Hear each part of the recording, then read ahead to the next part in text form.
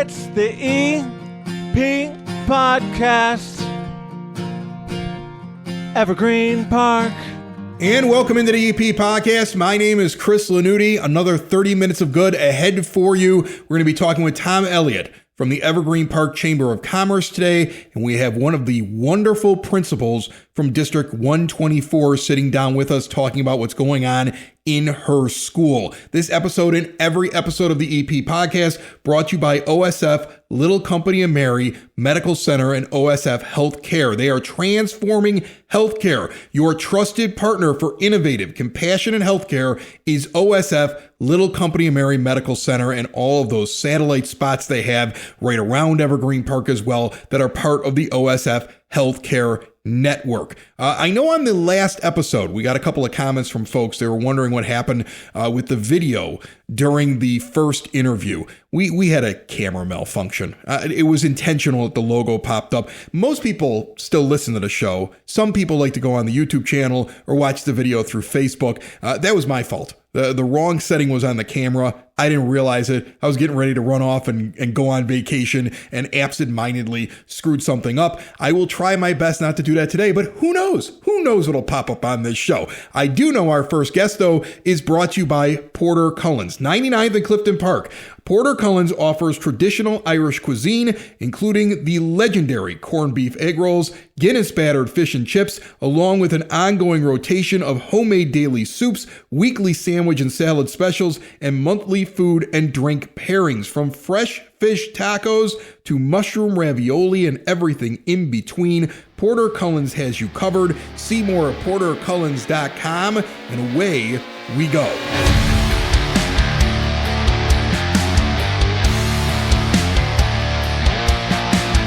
Joining me in studio, she's been here before. Well, not this location, Carrie Berry. You were at the 9-foot Homemade Oak Bar. You're now in the temporary studio. When we get into Spoken Vine, I'll get you back to that one as well. Okay, sounds good. Yes. She's the principal of Northeast Elementary School. How are things going over there?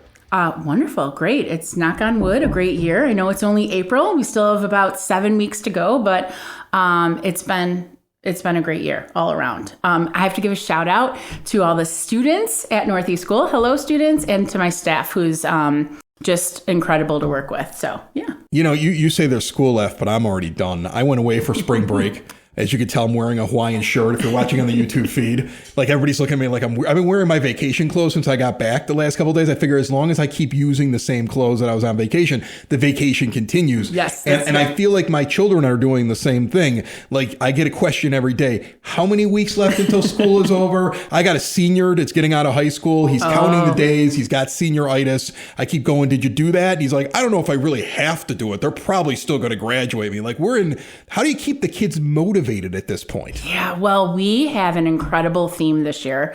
Go for the gold. So we've embraced the whole Winter Olympics that were showed and viewed. And big shout out to our Abby too. Go USA Hockey. That was amazing. It was amazing. Yeah. So our theme this year, and I love a good theme and I'll run with it, but really took the opportunity to motivate our students to persevere through hard things, positive behavior, teamwork, all of those like great things that Olympians, bring to the table.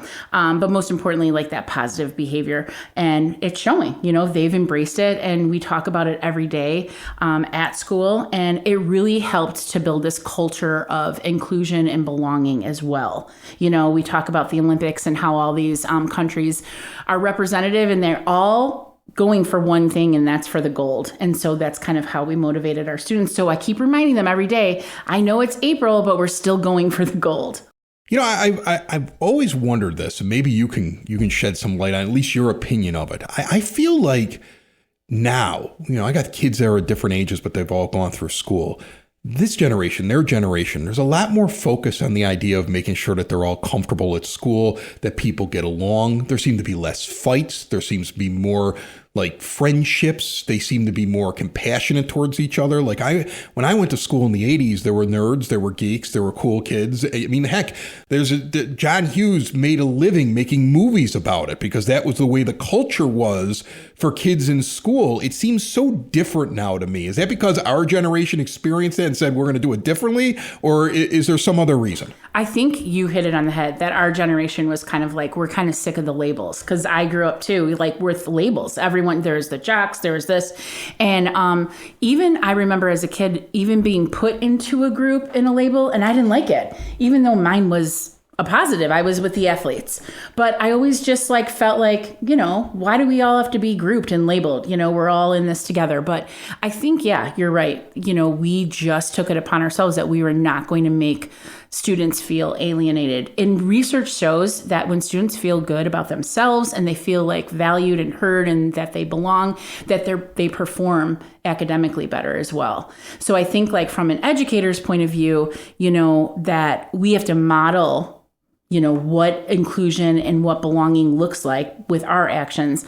And then I think it's starting to carry over now to our students, which is a good thing. Students they're resilient too, but they are much more kind and empathetic than we give them credit for. They really are. And they also seem to be more apt to say, this is what I like, even if it may not be the cool thing to do. I mean, the perfect example that I have is I have a kid that was an athlete who got into robotics and told his team or his coach, I want to focus on robotics this year because we're probably going to the Worlds or something like that. And I'd rather do that than because I need to focus on it. And to me, that blew my mind. I mean, I supported him in it because it's what he loves. But normally kids used to think when they were our age, well, I got to be on the basketball team. I got to be on the football team. That's what everybody else is doing. They seem to be more willing now from the younger age, like in your school at Northeast, to even the older age. They seem to be more willing to find their path, and they seem to be more supportive where people go, that's cool. You do that thing. Right. This month is actually in April, Autism Acceptance Month. And okay. I love that they changed the word from awareness to acceptance. And we have students who are identified who have diagnoses of autism. They know it too. I think that's the other thing. A lot of parents are now deciding to share with their children, like, hey, this is what you're diagnosed with. You're going to become an expert in your diagnoses. We're going to celebrate it, embrace it, and honor it, and we're going to channel your strengths. So every morning I do an announcement and I capitalize on autism acceptance. And I have a couple students in classrooms, I guess, that are like, yeah, hey, that's me. Like calling them their own selves out. Like this is what I bring to the table. Yes, my brain might be a little bit neurodiverse, but I feel accepted here and I feel heard. That's awesome. That's really cool. That's a great program that you're working on over there. Is that something is it district wide? Is it something you decided you were doing? So we do, as a district, we have different themes and different celebrations that we highlight every month. A long time ago, when you talk about, inclusion and you talk about diversity, you would maybe just have like a day, like, okay, well, it's Black History Month or it's Hispanic Heritage Month. And, you would talk about things. You make the big board. Yeah. Like you'd go to the place and the'd be like, you'd have it written in different colors and a couple of flags up and a couple of pictures. And that's all you do. Right. Really. It was all surface. That was it. Yeah. So I took it, I want to take it a little bit deeper. And every day we celebrate something in terms of culture or diversity. And I have students coming up to me saying like, hey, did you know that it's this, blah, blah, within their culture, their religion? I'm like, oh, I'm going to announce it tomorrow. It just makes them feel welcomed and valued. And I think that that's important. And then what I'm seeing then is more positive behavior. I'm seeing like our referrals going down in terms of negative behavior. I'm seeing academic growth across the board, at like a better pace than we were, before. So we have a word of the month. Our word of the month is noble. So I like to take it out of the box, like words that students are not familiar with.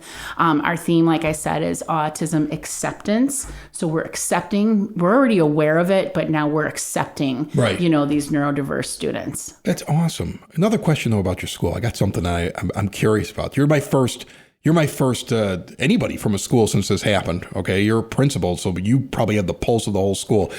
What were the kids like when we went around the moon here? Were they pretty pumped about it? They were excited. I feel like these kids are like, they're pumped about this whole thing. They were, and it's just, again, something that we all had in common and could talk about. Yeah. It was like far from like the everyday challenges or, but they were really psyched about it. So, yeah. Yeah, it's a whole new generation. I mean, it's new for me. It's new for you, too. Yes, definitely. Yeah, definitely. I'm pushing 50. That's the first time we've done that. Yeah. Like, that's crazy to me that it took that long. But it was like, you could tell. I mean, I can tell with my kids, and I'm sure you see it in your school, that this is like something that it's awe-inspiring to them. Yeah. And it's kind of cool to see that. And that's why you sit there and you go, wow, we should have been doing this for a while, because look at how it seems to inspire all these kids. And bring people together. Yeah. It's that thing then, it's not, religion, it's not race, it's not, politics. It's just, we are enjoying this, monumental moment together. Very cool. Very cool. What do you got anything coming up? I think you do a carnival. We do a carnival like at the end of the year. So our students at Northeast are working hard towards our end of the year carnival. It's a big deal. We usually have a DJ and some incredible jumpies. Last year we had a human foosball jumpy. Really? Yes, they played human foosball. And Hungry How Hippos. do you play human foosball? So there's like these little, they have the little bars that they have to use. Are there it's kids? Connected. Are you strapping kids to bars? They're like, not strapped to the bars. No. Like the moment you said human foosball, I was like, this sounds like a weird Rick and Morty episode. So like, they're dodging the cushioned, of course, the cushioned foos. Is that what you call those things? Yeah. I don't know, whatever. Yeah. And yes, and they're trying to kick a ball through it. So it was super fun. And then Hungry Hippos was one too. Really? So they had to they were attached to like a little bungee, and they had to jump in the middle and try to gather as many balls as they could. Yes. That's so fun. This year there's another big surprise coming. I can't reveal it yet. So another big jumpy, but and then we have snow cones and popcorn, some nachos, different carnival games. And like I said, just a fun time that they all try to earn as much time as they can there. So, yeah. Do you get the same phenomenon that a lot of other schools will get, like 8th graders feel super cool for the last month, seniors feel super cool for the last month because of the fact that your group, I think after 5th grade, they go on to Central. Yes. You got 5th graders walking around puffing their chest out right now. What's it like? They do. They are. And I always remind them that they're the leaders of the school, but it's funny because when, maybe we have a couple slip ups, but I'm always like, what do you want your legacy at Northeast School to be like? What do you want to be remembered as? Do you want to be remembered as the kid, who's pushing other kids, or do you want to be remembered as the kid who's making good decisions? So, so now that I kind of ask a lot of them, that question, they'll say, hey, I know what I want to be remembered as. So just a little gentle reminder there. I don't think 5th grade is as 8th grade-itis-y, but they get sad. I think 5th graders, they get a little sentimental about the moving on thing, right? Yeah. They're more sensitive. They're all a bunch of old souls in the 5th grade. They are, yeah. and they're like, oh God, this is my step into middle school. They're a little nervous. Yeah. So I got a 5th grader. So yeah. I know. He's the oldest soul in the bunch. And then it's that next step to junior high, middle school. Yeah. Yeah, that's exciting for is. them, not for you. Then you got to let a whole group go, but then you got a new group that'll come in next year. Is there anything else you want me to make sure that we get out to the people today? It sounds like you got great stuff going on. Yeah, I think that just going to continue, to make sure that I instill this feeling of inclusion and belonging at Northeast. And like I said, the kids are responding, and stay tuned to what the next theme will be next year. Very cool. Very cool. Well, and then what will you do? Will you do that over the summer? How do you do it? Do you get together with the teachers? You brainstorm it? Yeah, our PBIS team. Not just you? No, not just me. Because it'd be cool if you'd be like, it's all me, Chris. Yeah. I do the whole thing. No, I can't. It's never all me. I'm the leader. I plant the flag. They all follow. It's my teachers, too. So, so our group gets together in the summer, and we have a little PBIS meeting. That's our positive behavioral intervention system. And, we brainstorm some things. Some themes. So, it's exciting. Very cool. Carrie Berry is the principal at Northeast Elementary School in District 124. I love it when you stop by. You're a very easy interview. I enjoy it. Thanks, Chris, so much. Thank you. Building relationships, supporting the community, and service. These are the things that Country Financial stands for. They're more than just an office you may pass by as you drive through Evergreen Park. They're neighbors who lend a helping hand and support the fabric of your community, including charitable organizations, sports, financial education, and civic organizations. And since Country is already your neighbor, they want to get together and chat. Call your local Country Financial representative, Mike Thauer, today at 708-425-1559 to talk about the things that are important to you and how he can help you protect them.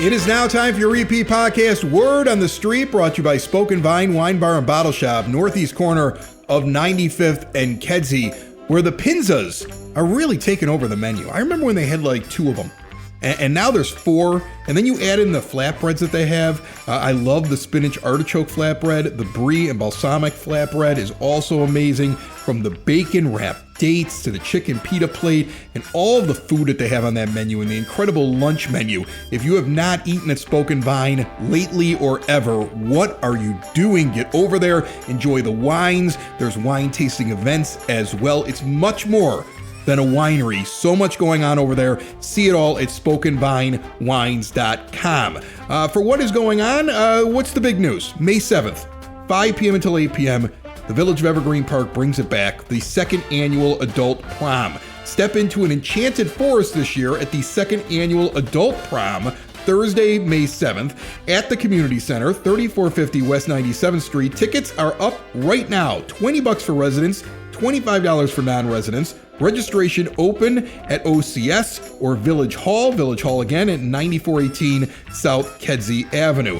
The Village of Evergreen Park and Flood Brothers are hosting an electronics recycling and household hazardous waste drop-off event on Saturday, May 9th from 9 to 11 a.m. Put it on the calendar. It's going to be at the Evergreen Park Senior Center, 9547 South Holman Avenue. It is a free drop-off event for Evergreen Park residents. Bring your ID to prove that you are an Evergreen Park resident. And do not forget about the Evergreen Park Community Garage Sale Days that is happening June 6th and 7th. Garage sale permit fees are waived only during this time. Residents may participate one day or both. Hours of operation must fall between 9 a.m. and 6 p.m. Go to the Village website, evergreenpark-ill.com. Wow, easy for me to say. evergreenpark-ill.com to find the registration form and sign up. It was a big hit last year. They expect it to get even bigger. And the youth department, I don't know if you've ever seen this before over at the youth department at their center,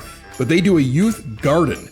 And the season prep is happening on Friday. This Friday, the 24th, from 3:30 until 5 in the afternoon. Volunteer opportunities are available. Grades 5 to 12 are welcome. Contact the youth department in advance to schedule your opportunity in the youth garden. This is at the Community Center, 3450 West 97th Street. That is your repeat podcast, Word on the Street. Our next guest is now.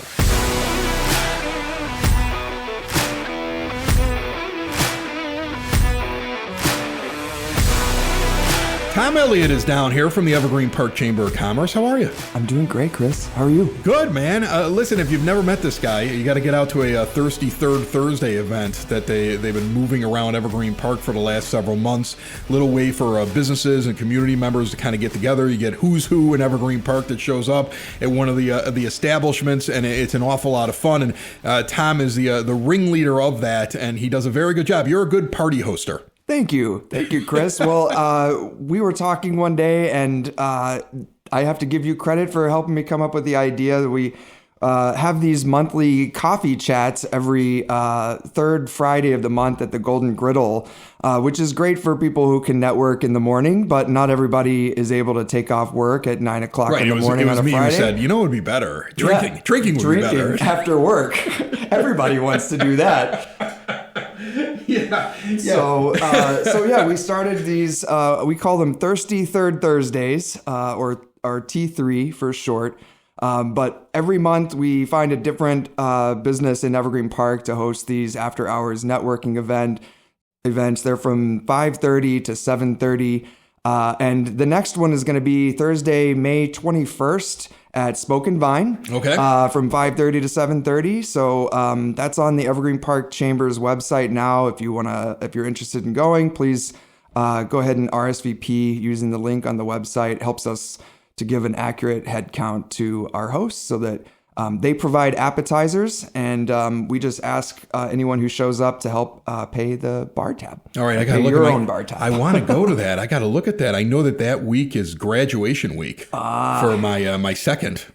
He's getting out of Brother Rice and graduate and getting ready to go off to the University of Louisville, and it's going to be a busy May. But if I can make it there, I'm going to be there because I make it to most of them. Yeah, you do. I enjoy going to them. It's kind of fun. It's fun to kind of meet different people, and I think that's the whole idea behind the chamber is the idea that if you have a business here in Evergreen Park, or if you're business minded, or if you're just trying to get more involved, this is a great way to do it. And I notice that a lot of businesses, small businesses, brick and mortar ones, or those being run out of people's homes, they make these connections when they're at these kind of events. And you see them going like, we should work together. And you see a lot of them start to work with each other within Evergreen Park. And I would say that that's got to be one of the pluses. I'm sure there's more. Like, what do you see as the main reasons people should join the chamber? Yeah, thanks for that question, Chris. We are constantly trying to find ways to put our businesses in front of people. And we've been around, the chamber's been around since 1947. Our slogan is keeping the green in Evergreen since 1947. So quite a long time. We've got about 160 members of the chamber. And these after hours networking events are great ways, to be in front of not only residents, but also other businesses. For networking, business growth opportunities. We also do educational programming. Each quarter, we do a lunch and learn. The next one, which we're still planning and locking down the details for, but it's a panel discussion about how to promote your business. And it's going to be made up of chamber members from various different expertise, from marketing to PR to partnerships, talking about how to promote your business, get your name out there, and reach more customers, bring more people into your establishment. So, and then we've got, like I said already, the monthly coffee chats are another great way where businesses can meet each other. There's new people showing up every month. And we've got our golf outing, which is our major event of the year. This is sometimes the only time I go golfing. I mean, I'm probably like a 1 to 3 times a year golfer, because I'm terrible at it. But I like these events because this is a scramble, if I'm not mistaken. That's right. So they take the best ball after every shot. So if I can just get 1 or 2 good ones off, then I'm like, I contributed to the team. That's what I am. And then I just try to crack jokes and tip the cart person as much as I can. It's a great time. This year's is September 11th, and it's always at Fountain Hills Golf Course in Alsip. It's a 9-hole course. It's a scramble, like you said. So you can sneak out of work early on a Friday, come and do a quick 9 holes and stay for dinner. And we do awards at the dinner ceremony for the best foursome and also the worst foursome. So you don't even have to be good at golf. Just maybe find a good teammate. Go find 3 of the worst golfers possible and go for the worst foursome competition. Yeah. But it's a great time. And it's just the weather, knock on wood, has always worked out well for us. And we just have a great time. We've even started doing games out on the golf course. Last year we did a game called Tip the Duck, where you just like swing these ducks into a kiddie pool. And the more ducks that you get, the more raffle tickets that you get. So increases your chances of winning the raffle prizes that are set up for the event. That's awesome. So, I mean, to go back to one of the things you were talking about with your educational stuff, the idea of trying to find a way to promote your business. This is one of the reasons why the EP podcast came into existence. I mean, we've talked about this before. I was sitting there looking at the idea of podcasting, and I was doing a show that was nationally recognized as one of the top 100 comedy podcasts in the world, and I wasn't making any money doing it. And then I was looking at like local advertising going, well, what is the biggest problem for advertisers, let's say, people who are in Evergreen Park getting the word out about their business? And I thought to myself, well, they're paying a ton of money for like a television ad or a radio ad. And they're paying that money because they're getting downtown and Naperville and Evanston. And those people are never coming to Evergreen. So they're throwing away money. And what they're looking for is ways to get people locally to actually come and walk in through the door. And that's really where the idea of do a local podcast came from, because it used to be flyers. They used to have a guy that used to walk around and put flyers in a bag and drop them at your door. That guy isn't there anymore, right? Like there were Facebook ads, but Facebook's constantly changing their algorithm and messing with the businesses, trying as much as they can to squeeze as much money out of them, but not actually delivering results. So it becomes very frustrating, I think, for business owners. And so the idea that there's a chamber constantly trying to come up with new ways to promote them locally, I think is a good thing. Thank you. Yeah, I think so too. And I definitely can understand that frustration. And I think the EP podcast is a great way for businesses to kind of get their word out there, like you were saying, in a very kind of hyper local way. And really with the chamber, membership is what you make of it, right? So our membership dues are fairly inexpensive for a business less than 5 employees. It's $75 a year. Anything else above that, it's $150 a year. And then, of course, we have several sponsorship and advertising opportunities throughout the year. One of them, actually, I have to bring up because it's one of my favorite programs. Every summer, the Chamber and the Village partners on these welcome bags. The mayor goes out with the chamber president and delivers these bags to every new resident in Evergreen Park. And they're stuffed with flyers and pens and chip clips and magnets from local businesses. So if you're interested in getting in front of brand new residents in Evergreen Park, this is a great program to participate in. So definitely go to the Chamber's website, evergreenparkchamber.org. If you're not already a member, go ahead and apply, and then be on the lookout for some information about how you can get involved in that program. We're refreshing the bag this year, so we're going to offer that advertising space to members.